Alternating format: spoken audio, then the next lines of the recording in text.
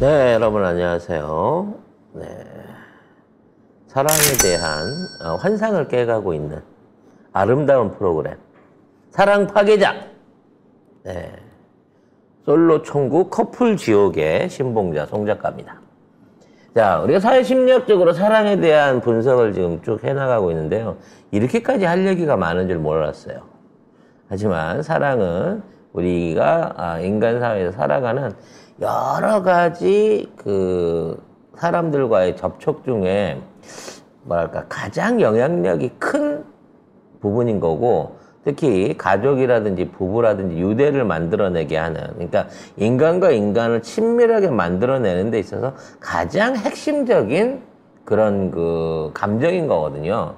근데 이 감정이 사회학적으로 분석이 잘 안 되는 게 있어.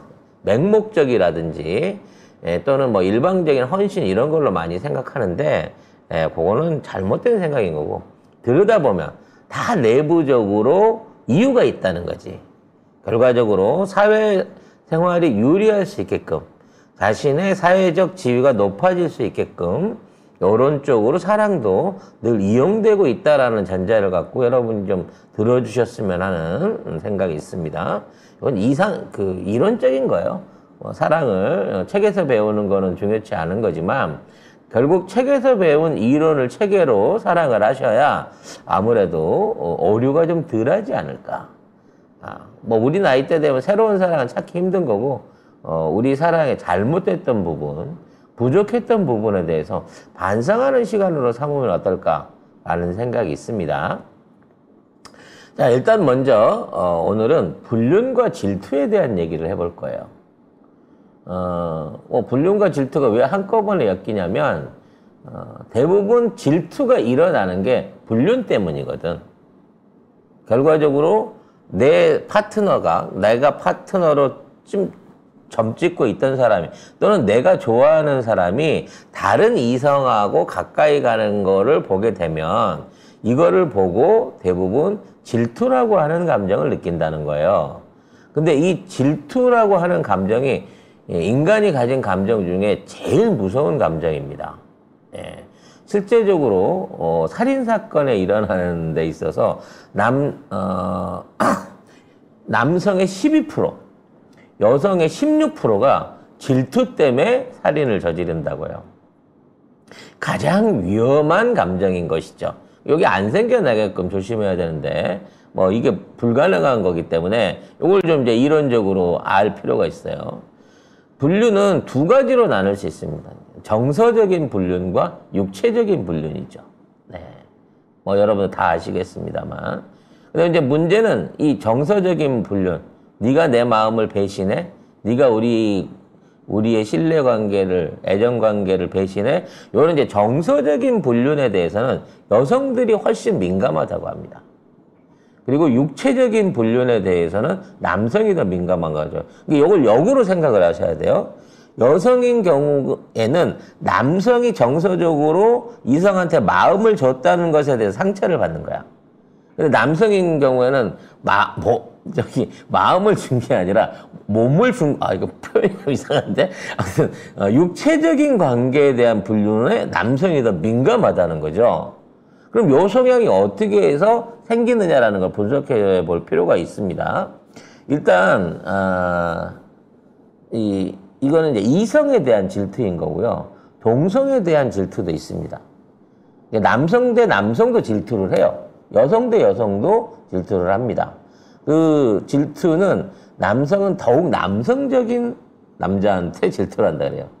더 야성적이라든지, 뭐 근육질이라든지 등치가 크다든지 목소리가 목욕탕이라든지 이런 남성적인 성향이 강한 남자에 대해서 남자들이 질투를 하는 거고, 반대로 여성은 더더욱 여성적인 여자한테 질투를 한다는 거죠. 좀 더 조그맣고 뭐 얼굴이 동그랗고, 제가 말씀드린 눈은 크고 코는 높고 입술은 작고 목소리는 하이톤인, 이런 이제 여성적인 특성이 강한 사람일수록 같은 동성한테서도 질투를 받는다는 거죠. 이건 아마 이제 이성을 차지하기 위한 경쟁에서 밀릴 걸 알기 때문에 그런 것 같아요. 그래서 일반적으로 남성이 여성보다 질투를 4배 정도 더 가진다고 합니다. 그러니까 질투의 총량으로 따지고 보면 남자가 여자들보다 4배 이상 질투를 더 많이 하니까 남자가 더 힘들겠죠. 사회생활 하기가. 근데 반대로 여성들은 한 번 질투를 하면 독해져요. 그러니까 남자들 같은 경우에는 질투를 해도 에이 욕이나 하고 물건이나 집어던지면서 끝날 수 있는 일들을 여성은 이 살해 동기까지 갈 정도로 거기에 대한 몰입이 심해진다는 거죠. 그래서 이런 차이를 남성과 여성의 차이를 좀 이해를 해야 된다는 겁니다. 근데 이 질투가 전반적으로 일어나는 게 이 호르몬이라든지 애정의 작용 때문에 일어나는 게 아니라 사회적 규범의 상호작용으로 인해 갖고 이 질투의 차이가 만들어집니다. 뭐 가장 대표적인 예가 뭐 미국이나 유럽처럼 성에 대해서 개방적이고 또 남녀의 관계에서 프리한 거는 우리 흔히 하는 말 아메리칸 스타일이라고 하잖아요. 네, 동양에서는 이해될 수 없을 정도로 좀 더 이 개방적인 성의식을 가지고 있는 경우들이 있지만 대부분 남성 위주 가부장적인 제도나 남녀 간의 그 경제적 능력이 차이가 나는 경우, 즉 여성이 남성의 경제력에 의존을 하는 경우 같은 동양이라든지 이슬람 문화권 같은 데서는 이러한 질투의 정도가 점점 더 강해질 수밖에 없다는 거예요. 그럼 그게 왜 그렇게 되느냐? 사회적으로 남성은 지속적으로 많은 여성들에 대해서 관심을 가지기 때문에 사실상 자기 유전자의 발현을 잘 몰라요. 쉽게 말해서 바람둥이는 똑같이 이제 자기가 사귀던 여자들을 전부 다 케어를 안 하기 때문에 혹시나 그 안에 자기 유전자를 이어받은 씨앗이 있어도 거기에 대해서 관심을 안 가진단 말이야. 그러니까 일단 뿌리는 데만 욕구가 충만한 거지 나중에 그걸 지키고 그거를 자신이 보호하려고 하는 본능이 약한 게 남성의 특징이라는 거죠. 근데 여성인 경우에는 정서적 동기를 잃으면, 그러니까 상대하고 나하고의 정신적 교감이 끊어지게 되면 남자가 자기가 낳은 가족이라든지 자식에 대해서 양육을 안 해줄 줄 알아요. 그러니까 여성 같은 경우는 남성과의 관계가 잘못됐을 때 자기 자신뿐만 아니라 자기가 그 사람하고 낳은 아이에 대한 양육이 어려워진다는 걸 알기 때문에 이러한 부분에서 여성의 질투가 훨씬 더 제한적이긴 하지만 깊게 나타날 수 있다라는 사회적 분석들이 있습니다. 그래서 이런 경우를 극단적으로 보여주는 예가 동물들 같은 데서 특히 많이 나타나요. 동물들 중에 가장 많은 성생활을 하는 동물이 영장류입니다. 사람이라는 거지, 쉽게 말해서 우리 인류하고 닮은 종자들이라는 거죠. 그래서 뭐 침팬지라든지 뭐 여러 가지 그 유인원들, 그러니까 영장류들의 집단을 분석을 해보면 이러한 그 현상들이 많이 일어난다고 해요. 그러니까 영장류 그룹 안에서 대장이 있고 서열이 남성 침팬지들의 이 서열이 있는가 하면 이 암컷 침팬지들의 서열도 있는 거거든요. 그래서 그런 과정 중에서 서로 관계가 이렇게 맺어졌을 때 이러한 부분 안에서 질투가 매우 심하게 일어나는 경우를 볼 수 있다는 거지. 근데 예외적인 경우도 사회적으로 보고되고 있는 게 있어요. 그게 뭐냐면 이게 얘네들이 그 넓은 초원 같은 데서 풀어져서 사는 애들은 만일 이러한 질투를 통해 갖고 문제가 생기면 그룹을 이탈해 가지고 이게 해체가 됩니다. 그러니까 나가버려요.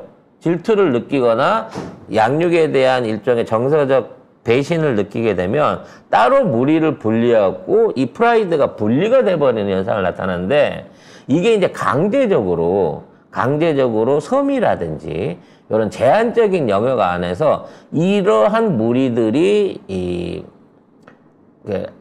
분가가 될 수 없는 게 그 안에서든 어떻게든 갈등의 조종작용을 해야 되는 강제적인 상황이 있단 말이야. 섬나라 일본 같은 경우죠. 아무튼 이런 강제적인 상황 하에서 이러한 사회적 압박 그리고 여기에 따른 일종의 질투 상황이 생기게 되면 그때 여성들 그러니까 암 침팬지들은 어떠한 행동을 하느냐라는 것을 지켜봤는데 그 암 침팬지들의 선택은 모든 수 침팬지와 관계를 가지는 거예요. 그래서 이게 누구의 유전자인지를 알 수 없게 만들어버리는 겁니다. 모계 사회가 아니라 똑같은 부계 사회가 되더라도 서열이나 이거는 지켜진다고 하더라도 얘가 내 자식인가 아닌가를 알 수가 없게끔 모든 침팬지들하고 관계를 가져버린다는 거죠. 그렇게 되면 어떻게 된다? 그 낳은 자식이 누구의 자식인지 모르는 상태에서 수 침팬지들이 그 자식들을 전부 다 보살핀다는 거예요. 일단 자기하고도 관계가 있었기 때문에. 그래서 이런 특이한 현상이 나타나기도 한다는 겁니다. 이게 나중에 사회학적인 부분 안에서도 이러한 영향력을 미칠 수 있는 여러 가지 사례들이 보고가 돼 있어요. 종교 집단이라든지 또는 뭐 좀 폐쇄적인 집단 안에 있는 경우에 그 안에서 어떤 질투나 남녀 간의 싸움보다는 전체적으로 말하자면 그 성에 대한 공유가 일어나는 현상들이 많이 보여지는데 이런 현상들 자체가 조직 자체의 안전성을 깨트리지 않으면서 이 구성원 간의 질투를 없애게 하는 방식으로 이렇게 나타난다라고 하는 게 사회적으로도 증명이 된다는 거죠. 아무튼 이 불륜과 질투라고 하는 감정은 어쩔 수 없이 생겨날 수 있는데 이게 어떤 한 개인의 성향이 아니라 사회적인 규범 그리고 사회 조직 안에 상호작용으로 일어난다는 것을 사회학적으로는 분석을 하고 있다는 겁니다. 지금부터 이제 사랑에 대한 여러 가지 그 단편적인 속설들에 대한 속설을 좀 까볼 건데 가장 대표적인 속설 중에 말이 안 되는 게 사랑을 하면 닮는다 라는 말이 있어요. 그러니까 뭐 연인들이라든지 뭐 오래된 부부들이라든지 이런 거 보면 닮았다 아니면 닮아간다 뭐 이런 속설이 있거든요. 이게 뭐냐면 이게 사랑의 초기 유사성을 높게 평가하기 위한 일종의 시각적인 착각입니다. 닮아 보이는 거예요. 어느 날 갑자기. 그래서 자기가 좋아하는 이상형 내지는 자기의 모습이 상대방의 얼굴에서 투영이 되는 거예요. 이게 분명히 나는 얼굴이 계란형이고, 우리 이제 자기 집사람은 사각형인데 얼굴의 형이 틀려진 건 안 보여지고 코가 뭉툭한 것만 보이는 거예요. 같이 코가 뭉툭한 것 또는 눈이 작은 것만 보이는 겁니다. 즉 상대방과 나하고 사랑의 유대감을 가지게 되면 상대방 모습에 내가 투영이 돼요. 그래서 닮은 것처럼 서로가 느끼는 거지. 근데 요게 문제는 2년 정도밖에 안 간다는 거예요. 거기 이제 호르몬의 영향력이 끝나고 나면 그때부터는 다른 점이 보이기 시작합니다. 그러면 그런 말 많이 하는 거예요. 아, 결혼 전에는 저렇게 안 생겼었는데. 아, 그 연애할 때는 안 그랬었는데. 요즘 보면 애가 이상해. 이게 실제적으로 가능한 이론이라는 거죠. 그래서 이런 부분에 대한 호르몬의 착각이 사랑하면 닮는다는 이상한 속설을 만들어내는 겁니다. 남녀 간에 이제 그 사랑을 하게 되는 데 있어서 상대방의 이성을 선택하는 기준들이 있어요. 그러니까 나는 남자 뭐 얼굴 안 봐. 뭐 이런 얘기 하시는 분도 있고 나는 여자는 얼굴보다 몸매야 뭐 이렇게 하는 남성들도 있잖아요. 그러니까 자기 각자의 개인적인 취향에 맞춰서 이성에 대한 판단 기준들이 있습니다. 근데 이게 다 거짓말이야. 그러니까 말로는 막 여러 가지 내세우지. 난 키 큰 남자 좋아. 난 근육질이 좋아. 말하는데 여성도 남성도 공통적으로 끌리는 포인트들은 전혀 다른 데 있더라는 거예요. 조사를 해보니까. 그래서 요거 잘 아셔야 인기 있는 이성이 될 수 있는 거예요. 물론 뭐 필요가 없는 나이대에 우리가 있긴 하지만. 자, 여성은 아까도 얘기했지만 남성의 지위를 존경합니다. 그래서 그 남성의 지위를 증명해 줄 수 있는 일종의 사인을 찾으려고 해요. 그러다 보니까 남성이 입고 있는 옷이라든지 시계라든지 이렇게 말해서 명품 액세서리에 확 꽂히는 거야. 그 다음이 교육 수준, 교양입니다. 그러니까 교육을 많이 받았다는 것, 그리고 학력이 높다는 것 자체는 그쪽 사람의 집안의 배경이 훌륭하다라고 하는 거에 간접적인 영향인 거예요. 예. 그래서 결국은 뭐냐? 경제적 능력이 있는 남자를 찾는 거고, 그걸 찾으면서 자신은 그런 거는 따지지 않아라고 포장을 한다는 거죠. 그 이외에 일종의 우월성 같은 것들을 또 찾는 경우가 있다고 합니다. 남들보다 키가 월등하게 크다든지, 아니면 이제 다른 남성들에 비해서 목소리가 뭐 특별히 더 굵다든지, 뭐 이런 우월성에 빠지게 되는 부분도 있지만, 이거는 아까 얘기했던 남성성, 남성의 지위에 대한 동경보다는 훨씬 덜한 정도예요. 그러니까 일단 이렇게 얘기하면 뭐라죠? 돈, 그 다음에 학력이 여성들의 기준이 된다는 거. 이건 전통적으로 지금까지 다 그래왔다는 거죠. 그리고 그 이외에도 남성의 창의력이 여성에 대한 이성의 끌림을 자극한다라고 하는 통계가 있습니다. 그러니까 뭔가 새로운 창의력을 보여주는 사람의 유전자가 우수할 것 같은 일종의 착각을 느끼는 것 같아요. 그래서 예술가라든지, 쥐뿔도 없지만 화가라든지 음악가라든지 뭐 이런 사람들 있잖아요. 그런 사람들에 대한 동경이 생겨나는 이유가 여성은 창의적인 남성을 좋아한다는 거예요. 그럼 반대로 남성은 무엇을 동경하느냐? 뭐 착한 여자, 뭐 심성이 좋은 개뿔이고요. 그냥 자신이 봤을 때의 번식 능력에 대한 동경이 본능적으로 선택의 기준이 된다고 합니다. 그러니까 일단 젊고 가임기에 있는 여성을 무조건 좋아하는 거예요.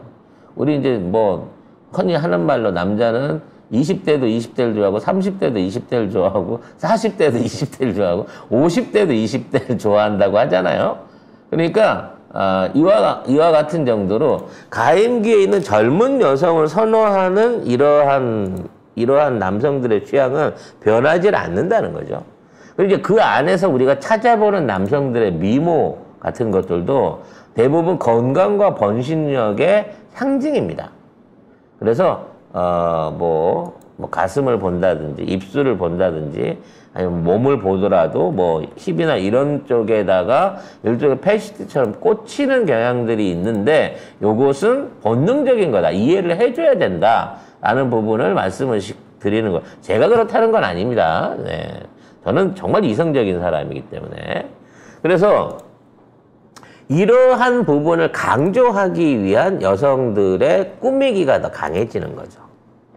즉 경제가 어려우면 어려워질수록 여성들의 꾸미기가 더 화려해지고 적극적이 된다는 겁니다. 왜? 경쟁이 심해졌으니까. 그래서 경제 원칙은 뭐 립스틱의 법칙 같은 게 있어요. 경제 지표가 낮아지면 립스틱이 많이 팔려. 미니스커트의 법칙도 있습니다. 경제가 어려워지면 여성들의 치마가 짧아져요. 근데 이런 것 자체가 결과적으로 사회 심리학 안에서 여성들이 느끼고 있는 불안인 거예요. 지금 나의 경제적 지위가 어려워. 앞으로도 힘들 것 같고, 그래서 이런 부분을 같이 극복해 줄 수 있는 동반자나 보호자나 이성적인 파트너를 찾기 위해서 패션이 과감해지고 화장이 진해지고 노출이 많아지는 이러한 여성들의 과시, 일종의 본인의 섹스 어필이 늘어나게 된다라는 거예요. 그러니까 결론을 말하자면 여성은 돈 있는 남성, 능력 있는 남성을 좋아하고 남성은 가임기에 있고 이쁜 여성을 좋아한다라고 하는 기본적인 원칙 안에서 타협을 해나간다.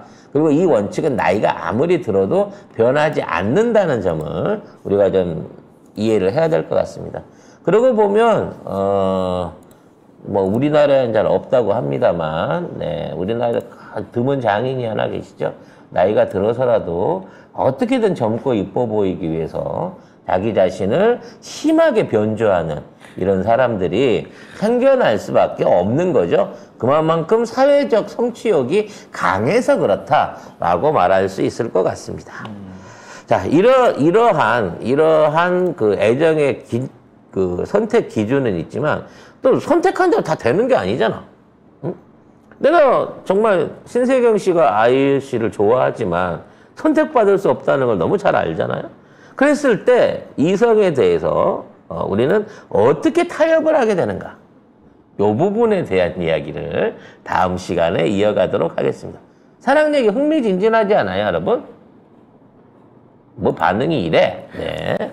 많은 댓글과 질문, 뭐 개인적인 어떤 그 상담해야 될 요소가 있다 그러면 뭐 댓글이나 메일로 보내주세요. 그러면 사회심리학적인 기준 안에서 한번 같이 풀어보는 시간도 재밌을 것 같아요. 자, 오늘 방송도 여기서 정리하도록 하고요. 내일 이어서 같이 만나도록 하겠습니다. 네, 여러분 내일 다시 만나요. 안녕.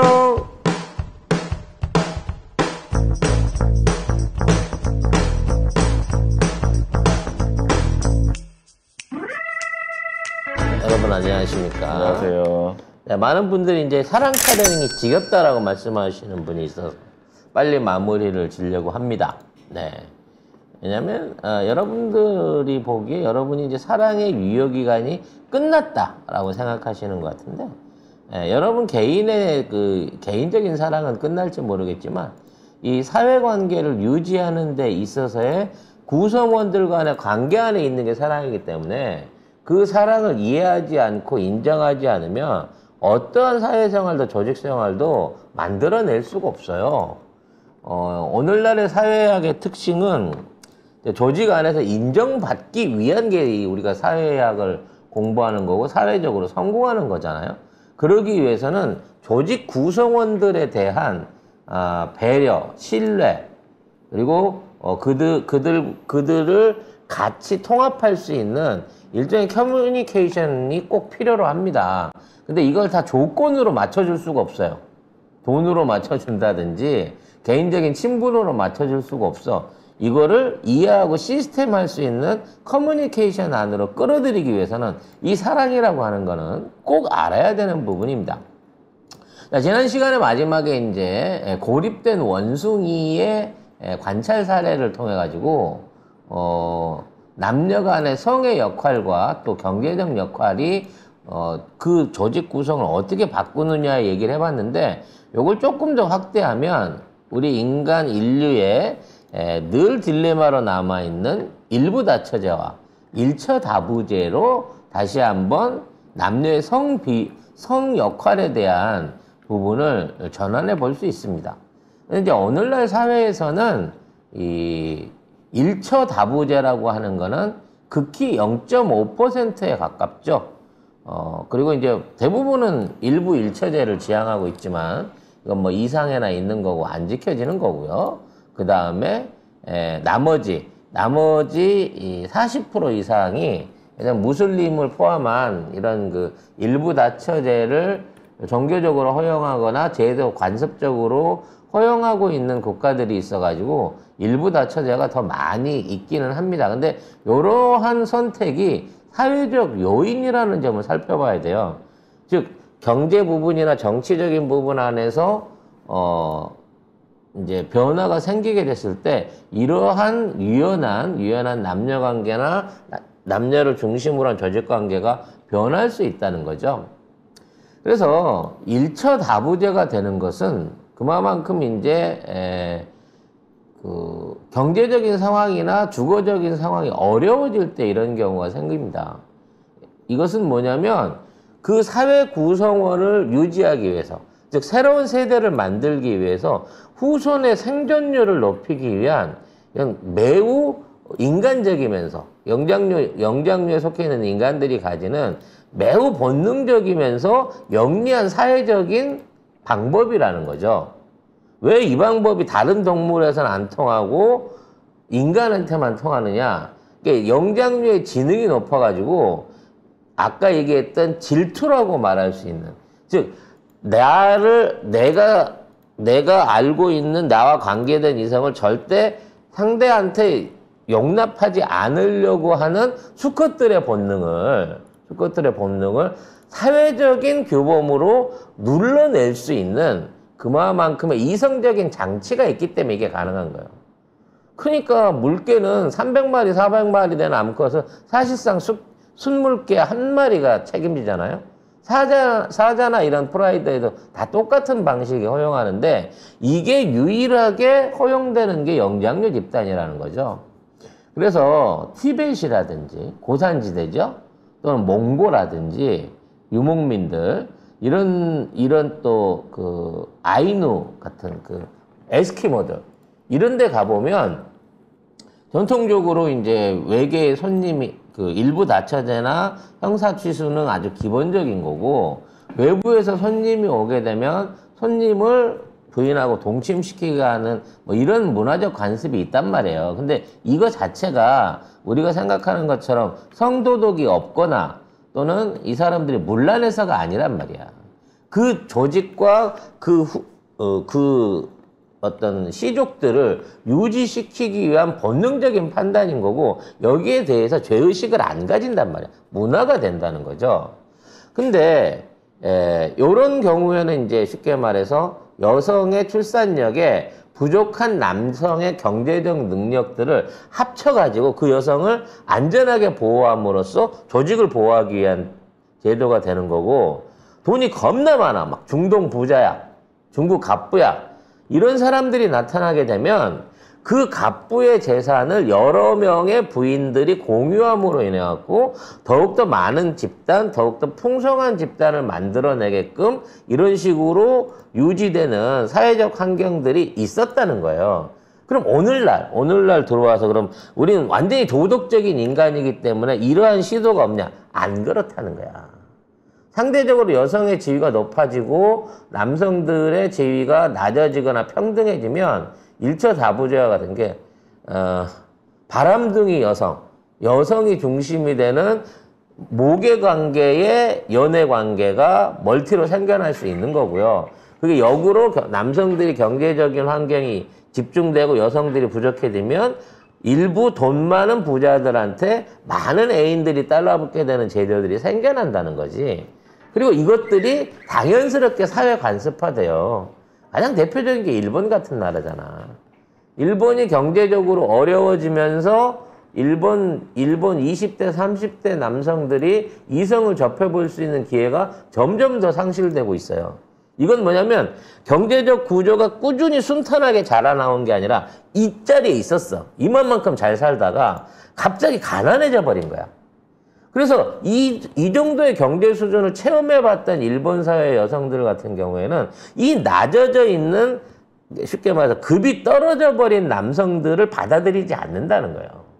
그래서 그 이상의 레벨을 유지하고 있는 이른바 조금 잘 나가는 부자 남성들한테 여성들의 관심이 쏠리게 되는 거고 이걸 극복하지 못하는 몰락한 세대들 같은 경우에는 사실상 섹스, 그러니까 생식을 포기해야 되는 상황이 나오고 20대, 30대 초반, 이게 30대 초중반까지의 남성들 중에서 성경험이 전혀 없는, 실제 성경험이 없는 비율이 30%가 넘어가고 있을 정도로 심각한 사회 문제가 벌어지고 있는 거거든.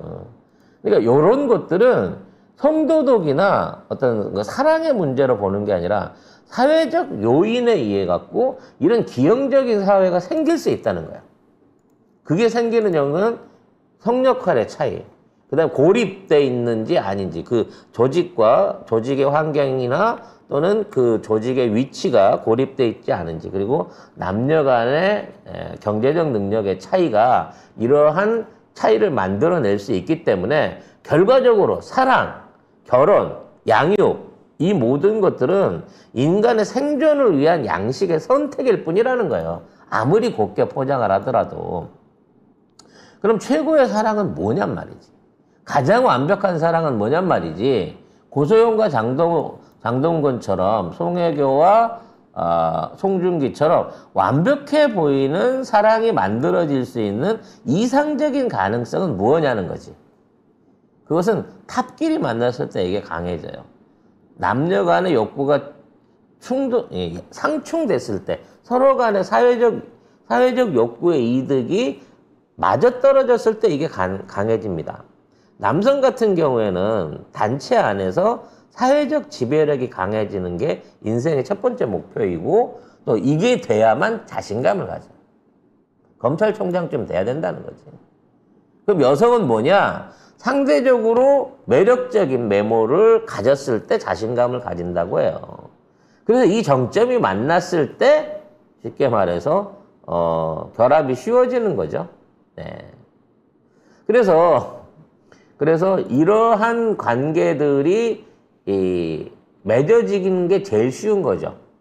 그러니까 우리가 마담 뚜 같은 사람들이 이러한 사람들을 만나갖고 매칭을 시켰을 때 외향적인 부분이라든지 또는 뭐 도덕적인 기준 이런 거를 떠나서 쉽게 결혼이 성사되는 가장 큰 이유는 뭐냐? 자기 자신에 대한 에고이즘. 그러니까 내가 이마만큼 권력을 가진, 난 사회에서 인정받는 사람인데 라고 하는 이 서로의 에고이즘이 상대방에 대한 선택의 기준을 낮춰주는 거야. 일단 내가 잘났으니까. 내 자긍심이 가능하니까. 그래서 이런 커플들이 쉽게 만들어지게 되는 거고, 이렇게 만들어진 커플들이 대부분 깨지는 이유가 마찬가지로 이 에고이즘 때문인 거죠. 그래서 결혼이라고 하는 게 이제 뭐 적정한 기간은 없겠습니다만 결혼 생활을 유지하는 데 대한 집착, 즉 남녀가 연애를 해서 결혼이라는 게 이루어지게 돼서 같이 살다가 이혼하고 헤어지는 커플들이 요새는 더 많지만 이거를 어떻게 안정적으로 유지할 수 있느냐는 걸 봤을 때는 첫 번째 역할이 일단은 성비입니다. 성비. 즉 여자의 숫자가 모자라면 이혼이 잘 안 돼요. 결혼하기 힘들다라고 이러한 구조가 되고 내가 만일에 이 혼인을 파토냈을 때 새로 재혼할 가능성이 거의 없다라고 사회적인 개념으로 성비 구조가 그렇게 돼 있으면 절대 이거 이혼 안 합니다. 오히려 집착이 높아지게 되죠. 그리고 경제적 어려움이 커질 때도 결혼의 위기가 와요. 그런 경우에는 경제적인 어려움이 커지면 여성이 남성한테 경제적으로 의지하려고 하는 것보다 자기 스스로 보려고 하는 게 강해지기 때문에 여성들이 결혼을 안 하고 그걸 뭐라 그러더라? 아무튼 비혼족으로 전환하게 되는 부분이 생긴다는 거죠. 그러니까 이 모든 게 앞으로의 결혼이 가면 갈수록 쉽지 않아질 거다.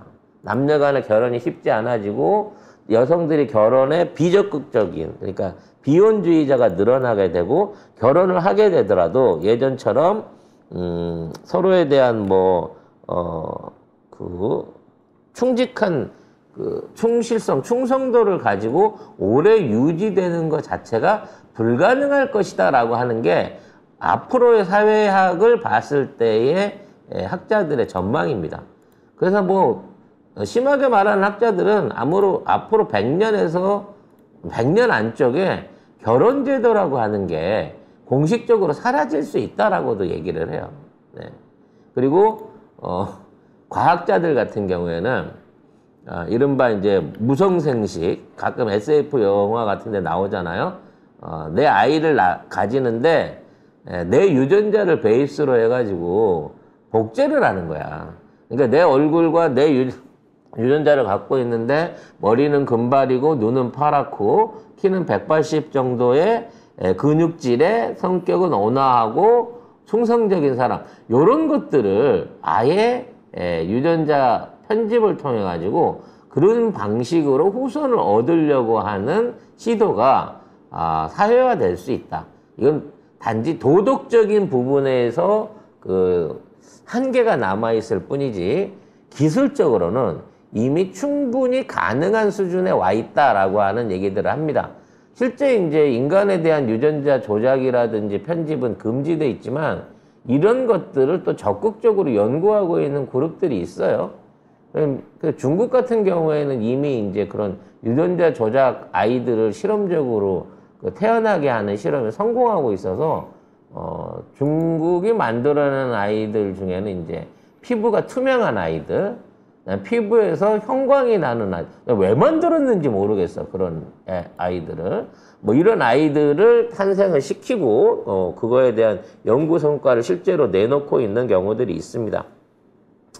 그럼 결과적으로 뭐 좋게만 말하면 안 되니, 이렇게 나쁘게만 말하고 정리하면 너무 삭막하니까 성공적인 사랑이란 무엇일 거냐라는 부분인 거죠. 이거는 이제 중도예요. 중도. 적당히 하는 거죠. 상호적인 교류를 충실하게 하면서 서로에게 대한 감사를 주고받을 줄 아는 태도가 이 사랑을 유지하는 데 있어서의 가장 중요한 관계라고 합니다. 이거는 꼭 사랑이 아니라 사회적인 관계에서도 마찬가지긴 하겠지만 교류를 적극적으로 해야 돼. 안 보면 안 돼. 자주 보고 자주 통화하고 자주 얘기하고 자주 스킨십을 가져주는 상호적인 교류를 함과 동시에 상대한테 서로 감사를 표시할 줄 아는 커뮤니케이션이 중요하다는 거예요, 여러분. 결혼 생활하든 애인 생활하든 직장 생활을 하든 상대하고 좋은 유대를 위해서는 커뮤니케이션과 감사를 잊어서는 안 된다는 겁니다. 그래서 인사 잘하는 사람이 사회적으로 성공하는 거예요. 네. 그리고 두 번째로는 상대방이 기뻐하는 일, 상대방의 좋은 일에는 열렬하게 반응해주고 상대방의 슬픔에 있어서는 적극적으로 위로를 해줘야 된다는 거야. 그러니까 상대가 좋아하는 일이 생겼어. 나 이번에 친구들하고 골프를 쳤는데, 골프에서 나 1등을 했어. 우리 애인 최고다. 역시 난 그럴 줄 알아서 당신은 천재인 것 같아. 막 이런 거를 막 해주란 말이야. 커뮤니케이션 안에서. 그리고 뭐 슬픈 일을 겪었어. 예를 들어 뭐 부모님이 돌아가셨다든지, 아니면 친구하고 뭐 안 좋은 일이 있어서 좀 헤어졌어. 감정적으로 우울해. 그랬을 때 위로를 적극적으로 해줘야 된다는 거야. 근데 작가님이 그렇게 하시는 거 못 본 것 같은데. 응? 작가님이 뭐 누굴 칭찬하거나, 뭐 누굴 위로한다거나, 이거 못 신세경이면 했지. 응? 알겠습니다. 이정일이기 때문에 안 한 거야. 정일아, 미안해. 아유, 아닙니다. 그래서 이러한 관계를 유지하는 데 있어서 부정적인 요소들이 있습니다. 여기에 매몰되면 사랑을 할 수가 없어요. 첫 번째가 음주입니다. 네. 벌써 한 방에 답이 나오죠? 계속 걸리고 있네. 네. 계속 걸리도 이상하네. 네. 이 애정의 위험적인 요소가 음주에 빠지면 안 돼. 알코올 홀릭이 되면 안 됩니다. 두 번째가 일에 빠지면 안 돼. 이것도 실패. 워크홀릭이 되면 안 돼요. 왜냐면 일을 열심히 하면서 회사를 위해서 모든 걸 하면서 사랑을 할 수가 없어. 인간은 정해진 시간이 있기 때문에. 그 다음에 돈에 쪼달리면 안 됩니다. 이것도 실패. 네. 돈에 쪼달리면 안 되고, 마마보이나 파파보이면 안 돼요. 이게, 나가 지금 선택한 이성은 내 가족이 아니잖아요. 그러니까 내 가족보다도 나의 이성을 더 앞에 놓는, 예를 들어 애인이 라면 먹고 갈래? 그런데 안 돼. 오늘 엄마가 일찍 오라 그랬어. 이거 사랑에 아주 치명적이라는 거죠. 그리고 이게 마지막으로 이게 필수적인 건 아닌데, 네, 건강한 성관계를 할 수 있는 체력이 있어야 된다는 거죠. 상대방의 요구를 맞춰줄 수 있는 체력이 있어야 된다는 겁니다. 그러니까 술, 일, 돈, 그 다음에 가족, 그리고 건강한 체력까지. 실패. 실패! 다 실패, 송 작가님! 왜 나를 대놓고 이런 것들을 골고루 할 수 있는 사람이 성공적인 사랑을 할 수 있다는 겁니다. 자, 그래서 사랑에 대한 7대 격언을 여러분께 알려드리면서 사회학 사랑 강의를 끝날 건데요. 자, 일단 상대의 제안에 긍정적인 메시지를 줘라는 거야. 수긍해 주라는 거야. 그러니까 예를 들어 오늘 저녁에 해산물 먹을까? 라고 했을 때 일단은 좋다고 해도 해산물 맛있겠다. 근데 나 점심 때 해산물 먹었는데 이게 다음에 먹거나 고기를 먹으면 안 될까? 요런 태도가 필요하다는 거야. 일단은 상대방한테 먼저 긍정해주고 그 다음에 타협을 보는 걸로 가야 돼요. 근데 사람이 친해지면 어떡하죠? 싫어! 고기 먹을 거야. 안 된다는 것. B. 네. 그 다음에 상대방 행동에서 긍정적인 면을 봐야 돼. 모처럼 남편이 뭐 설거지를 한번 해주었는데 그릇을 깼어. 에이씨 하지 말라니까 이씨 맨날 일만 저질러 이러지 말고 저 사람이 웬일로 나한테 잘 보이려고 설거지를 다 해주다가 그릇을 깼구나 라고 긍정적인 면을 봐줘야 된다는 거죠. 자꾸 설명 안 해도 왜 자꾸 눈에 보이죠? 누가 자꾸 눈에 아른아른거리는데. 그 다음에 세 번째로 항상 인사하고 상냥해야 돼요. 그래서 뭐 아침에 나가서 여보 나 나가요 뭐 들어와서 많이 수고했어요 이런 인사들 뭐 뽀뽀까지 하라고는 안 해 최수정처럼 그냥 이러한 인사들을 가식적이더라도 절대 잊지 말아야 된다는 거야. 이게 끈끈한 유대감을 이어가는 데 있어서 굉장히 중요해요. 매일 아침 톡으로라도 뭐 잘 다녀와 뭐해 뭐 이런 메시지를 주고받는 거 안 주고받는 거는 그 관계를 유지하는 데 있어서 굉장히 중요합니다. 항상 인사하는 태도를 갖춰야 되는 거고요. 그 다음에 요게 제일 중요합니다. 상대를 분석하려고 하지 말라는 거예요. 분석을 했으면 말을 하지 마. 얘가 이런 사람이구나 하고 생각했으면 생각만 하고 그걸 꼭 가르쳐주려는 사람이 있어. 아, 송 작가님은요, 너무 남의 말을 안 듣는 것 같아요. 그거 가르쳐주지 마, 그냥. 알고 있으라고, 그냥. 말 안 하는데요. 네. 분석하지 말아야 된다는 거예요. 말 안 한 지 오래됐습니다. 네. 그리고, 다섯 번째로는, 상대를 위하는 것보다는 자신의 입장을 주장하는 게 중요합니다. 그러니까 일방적으로 계속 양보하지 말라는 거야. 애정을 유지하기 위해서 상대방의 그릇된 요구들을 계속 받아들이는 오류를 해서는 안 돼요. 그래서 나는 입장을 분명하게 밝히라는 겁니다. 예를 들어 남편이 뉴스를 보자고 부인이 드라마를 보자고 했을 때 같이 뉴스를 보게 되로 여보 나는 드라마가 보고 싶어. 하지만 당신이 리모컨을 쥐고 있으니까 내가 드라마 포기하고 뉴스 봐주는 거야 라고 하는 자신의 입장을 항상 주지를 시켜야 상대도 인식을 하고 나도 억울한 게 덜하다는 거죠. 그래서 요게 이제 같은 맥락이긴 한데 여섯 번째도 원하는 거를 분명히 말하라는 거예요. 여보 오늘 저녁에 김치찌개 끓여줄까? 된장찌개 끓여줄까? 라고 상대방이 물어봤을 때 여보 오늘 생일 선물로 뭐 받고 싶어? 보석 받고 싶어? 현찰 받고 싶어? 이런 걸 물어봤을 때 알아서 해줘. 아니란 말이야. 아니야 나는 이번 생일 선물로 자동차를 받고 싶어. 아이씨 너무 그 택도 없는 예를 댔구나. 아무튼 원하는 것에 대해서 분명히 말할 수 있는 서로의 커뮤니케이션을 갖춰야 돼요. 이걸 분명하게 안 하면 나중에 아주 관계가 틀어진 거죠. 마지막 일곱 번째 조언이 있습니다. 저는 이게 가장 중요한 조언이라고 생각합니다. 좋은 말이 아니면 하지를 말라는 거예요. 그러니까, 저처럼 말을 안 하는 게 좋은 소리가 아니면 굳이 할 필요 없다는 거야. 왜? 말할 기회는 앞으로도 많을 뿐더러 말 안 하고도 해결될 수 있는 기회는 많아요.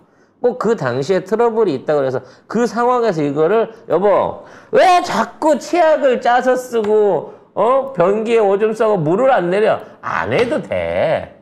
안 해도 되지만 이런 부분을 갖다가 좋게 얘기할 수 있는 감정이라든지 커뮤니케이션에 익숙하지 않으면 말하지 않는 게 낫다는 거예요. 왜? 그거는 간접적으로 나중에 아까 이런 것들을 다 지켜왔으면 마지막 7번이 필요 없는데 마지막에 있는 제일 중요한 격언 상대방을 자극할 수 있는 상대방이 듣기에 기분 나쁠 수 있는 좋은 말이 아닌 말이라 그러면 차라리 안 하는 게 낫다는 걸 전제해주고 생각을 해갖고 말씀을 하시라는 거죠. 사랑 참 힘드네요. 많이 귀찮고. 네. 사랑이 많으신 어떤 여인네와 관용이 많으신 어떤 아저씨가 지금 외국에 가 계신데 갑자기 그분들이 생각이 납니다. 자, 사랑에 대한 긴 이야기 무려 6파트에 거쳐서 나눠서 해봤는데 결론은 뭐냐? 인사 잘하고 상대방한테는 배려를 계속해서 이어나가는 사랑에도 노력이 필요한 거다. 상호 간의 노력이 필요한 거다. 이 점을 여러분들이 기억해 주시기 바라겠습니다.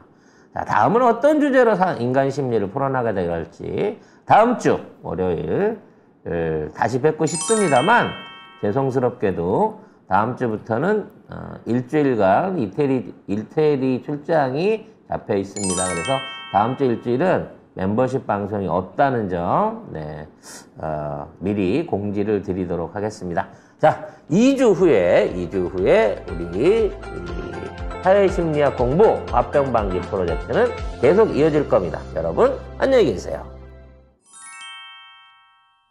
상생커머스 송작가 TV몰, 여러분께 믿을 수 있는 제품을 제공합니다. 신선한 제품, 다양한 상품 집에서 바로 받아보세요. 직접 먹어보고 수확하며 깐깐하게 고른 거 다 아시죠?